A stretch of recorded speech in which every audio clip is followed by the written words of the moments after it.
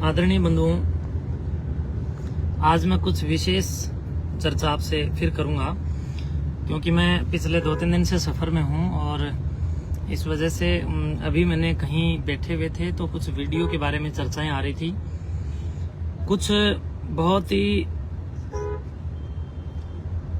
चतुर किस्म के व्यक्तियों द्वारा एक बहुत बड़ा रूमर फैलाया जा रहा है और उस रूमर में बहुत प्रकार की बकवास और झूठी बातें और फर्जी बातें फैलाई जा रही हैं कि महंत जी के कमरे में ये मिला, वो मिला, बकवास पर बकवास करते जा रहे हैं। मैं उनके अभी जवाब देने वाला हूँ। पहला मुद्दा इनका ये है कि भी उनके कमरे में कोई क्या बोलते हैं उसको, महिलाओं के लिपस्टिक की भी लिपस्टिक मिली। तो इन बेईमान बुद्धि के लोगों से मैं कहना चाहता हूं कि अगर मेरे कमरे में लिपस्टिक मिली है तो उस लिपस्टिक के ऊपर फिंगरप्रिंट किसके हैं? क्यों झूठ पर झूठ उड़ा रहे हो? माता भवानी के मंदिर में जब माता का श्रृंगार वहां पर भक्तजन चढ़ाते हैं, ये पुरानी परंपरा है, लोक परंपरा है, और लोग अपने आप इस प्रकार का कार्य करते हैं। लोग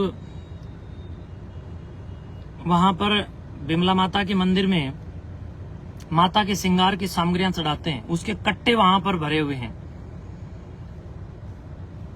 तो उन कट्टों में से कुछ श्रृंगार के पैकेट निकाल करके कर्मचारियों के कमरे में ऊपर छत के ऊपर जिसमें कर्मचारी रहते हैं उनके कमरे के अंदर अलमारी में डाल करके मेरा नाम लेकर के लोगों को गुमराह किया जा रहा है।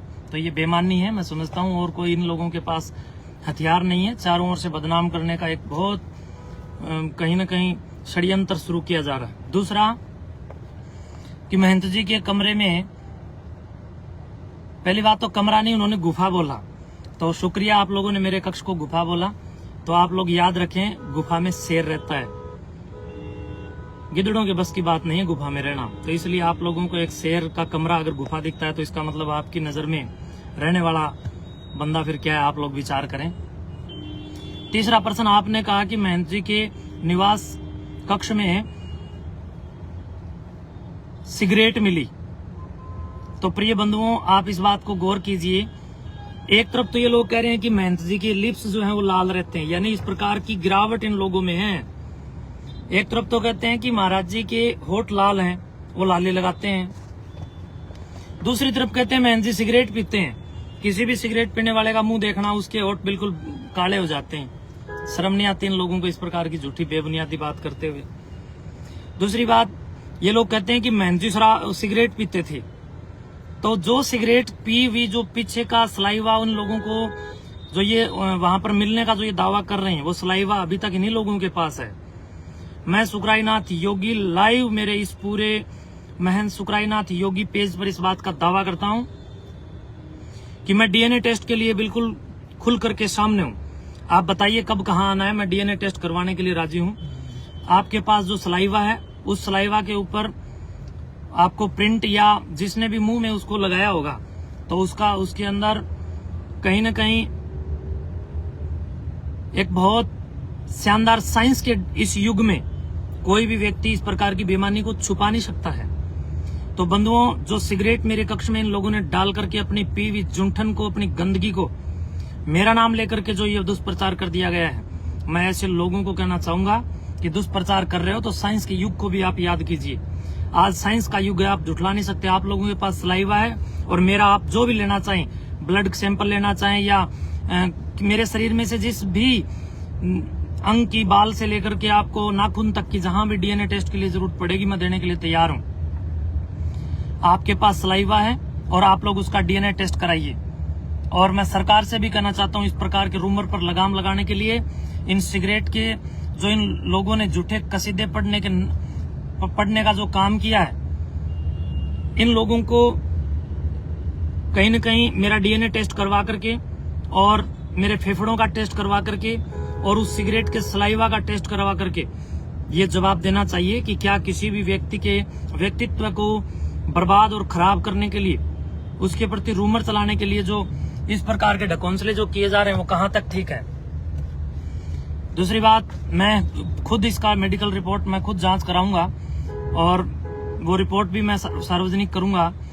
और झूठ पर झूठ बोल करके जो समाज के अंदर एक गंदगी फैलाने का जो काम किया जा रहा है, ये वास्तव में अपने आप में एक बहुत ही गिरती हुई गरिमा का प्रतीक है कि ऐसे लोग इतने, मुझे गिराने में लोग इतने गिर गए कि उनको खुद की गिरावट का भी ख्याल नहीं रहा।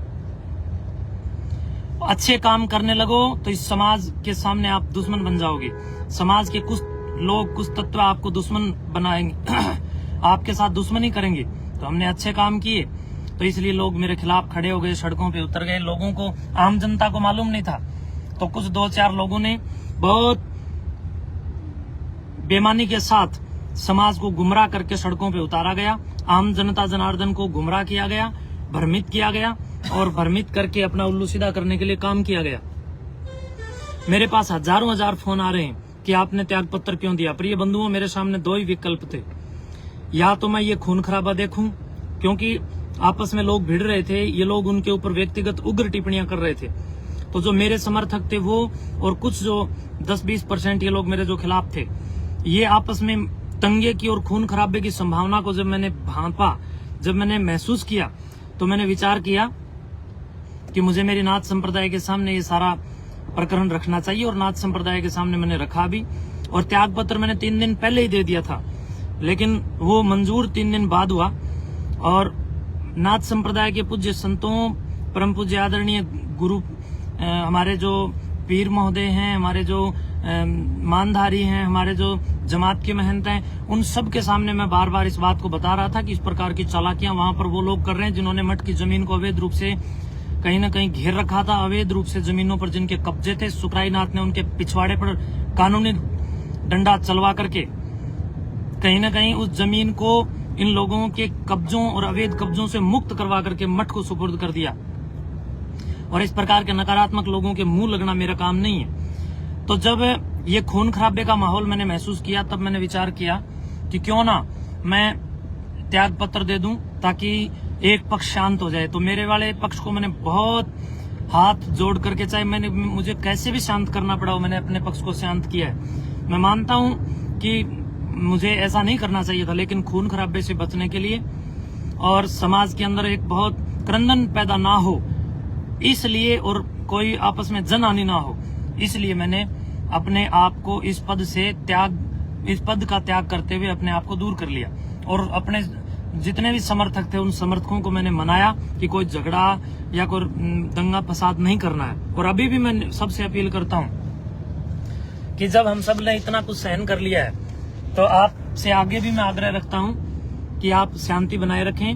दादा काला पीर जी महाराज, गुरु गोरक्षनाथ जी महाराज और सिद्धों की कृपा से सब कुशल मंगल होगा और सब बिल्कुल ठीक हो जाएगा। ये जो रूमर इन लोगों ने फैलाए हैं, ये केवल और केवल झूठी अपवाद और बकवास है। इन लोगों को अभी लेबोरेटरी टेस्ट और कहीं न कहीं DNA टेस्ट करवाना चाहिए। ये क्यों इस प्रकार की फालतू बातें करके समाज के अंदर गंदगी फैलाने का काम कर रहे हैं। तो मैं चुप हूं, इसका मतलब ये नहीं है, मैं चुप हूं इसका मतलब ये नहीं है कि मैं इन लोगों से किसी तरह दबा हुआ हूं, लेकिन मैं समाज को एक बहुत बड़े खून खराबे से बचाने के लिए चुप बैठा हूं। और इसलिए 3 महीने भी मैं लड़ता रहा, खूब मैं 3 महीने लड़ता रहा। जब तक मैं लड़ा, जब तक ये लोग मेरे से लड़ते रहे। लेकिन उस दिन मैं हार गया, अर्थात उस दिन मैं हिम्मत मेरी टूटी जिस दिन ये आपस में लड़ने लग गए। मैं आपस में किसी भी प्रकार की सामाजिक क्रंदन की इस कहीं न कहीं संकुचित मानसिकता को नहीं देख पाया। मैंने विचार किया कि जो लोग विरोध में खड़े, वो लोग मेरे साथ लगे हुए बेचारे सभ्य और शरीफ और सज्जन लोगों को कहीं न कहीं उकसा रहे हैं और आपस में लड़ रहे हैं। और उनके द्वारा जब दंगा किया जाएगा तो उसमें भी मेरा नाम होगा, बदनाम मुझे किया जाएगा, खून खराबा ये लोग करेंगे। इन लोगों ने जब भी ये कोई इस प्रकार का काम होता है, तब ये लोग कहीं न कहीं खुद बच जाते हैं और आम जनता को उसमें फंसा देते हैं। तो बहुत कुछ सोच समझ करके मैंने त्याग पत्र दिया है। और अब मेरे आने के बाद, जब तक मैं 3 दिन वहीं था त्याग पत्र के बाद, तो इन लोगों की हिम्मत नहीं हुई कि वहां मठ में आ जाएं। जब मैं बाहर चला गया तो पीछे से इस प्रकार की गंदी हरकतें कर रहे हैं। बार बार मैं इन लोगों को कह रहा हूं कि बाज आ जाओ, फालतू बात मत करो। मैंने बिल्कुल ग्राम को और पूरे भाईचारे को बनाए रखने के लिए मैंने अपना त्याग पत्र दिया है। और त्याग पत्र का ये लोग कहीं न कहीं अपने ऊपर ले रहे हैं। नाथ संप्रदाय हमारी नाथ संप्रदाय के सामने चाहे हम त्याग पत्र दें, मेरी नाथ संप्रदाय चाहे मुझे जो सजा दे मैं मुझे लेना चाहिए। लेकिन ये लोग कौन होते हैं जो 2 4 5 तत्व खड़े होकर के बकवास कर रहे हैं? इन लोगों की कोई किसी भी प्रकार की मैं नहीं समझता कि आवश्यकता है। और एक मुद्दा इनका सिगरेट का था, जिसकी सलाइवा को ये लोग चेक कराएं डीएनए टेस्ट के लिए। दूसरा, ये लोग कह रहे हैं कि भी वहां पर वो महिलाओं के समान मिले। वो माता बिमला भवानी के मंदिर में चढ़ते हैं और वहां पर ऊपर जो कर्मचारी है उसके कमरे में वो बहुत ज्यादा संख्या में पड़े और बाहर भंडार के सामने भी बहुत बड़ी संख्या में पड़े।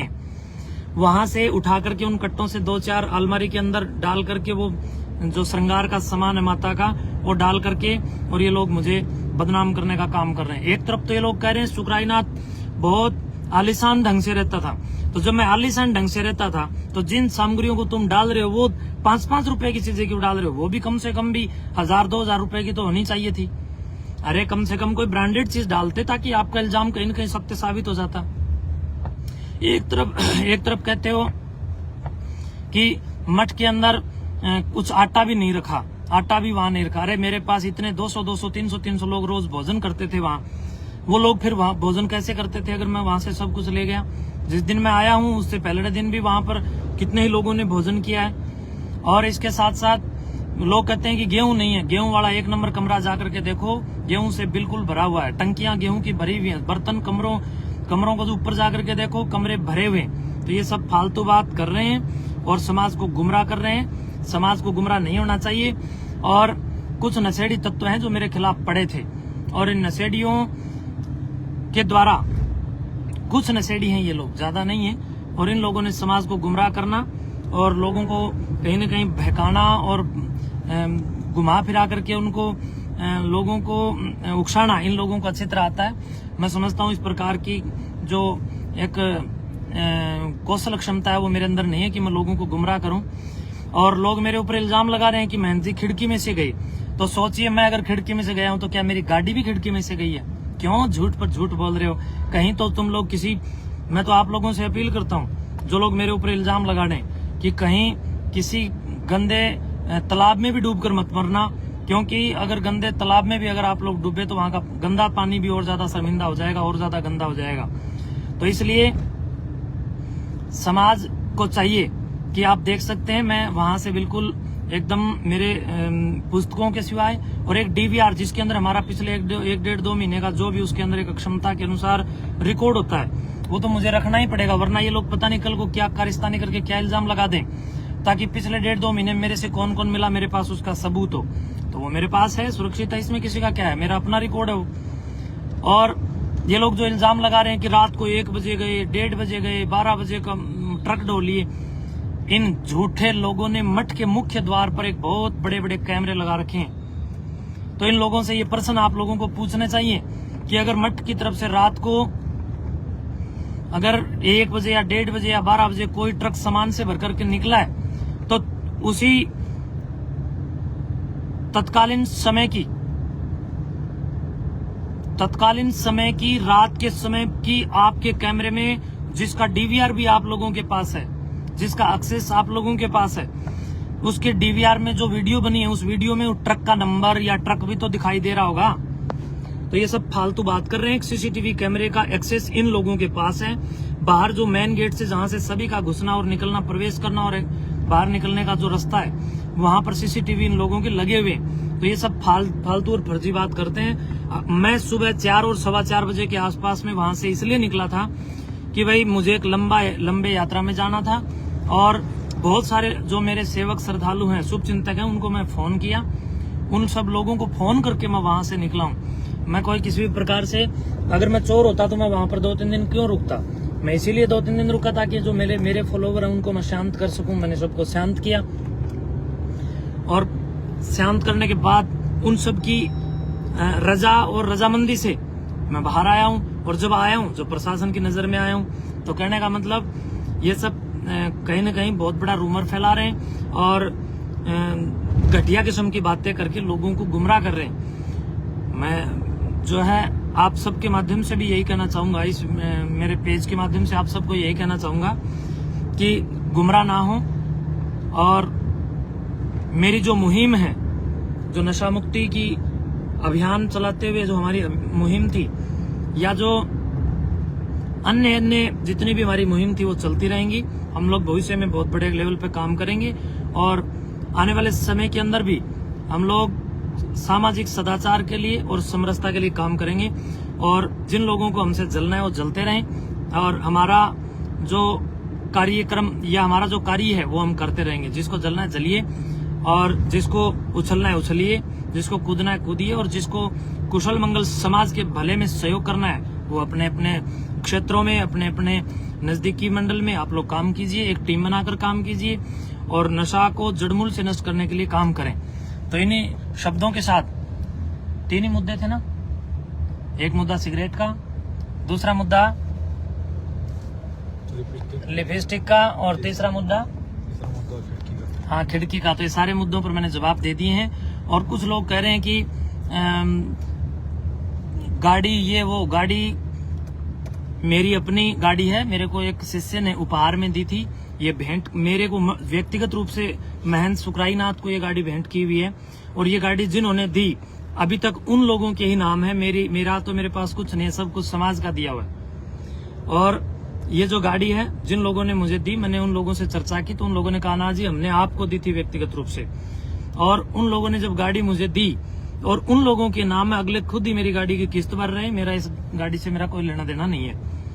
बहुत बहुत शुभकामनाएं। बाकी लोग वहां पर सारा सामान भरा हुआ है, पूरे मठ को मैं भरा पूरा छोड़ करके आया हूँ। अब कारिस्तानी कोई कुछ करे तो कर सकता है। धन्यवाद।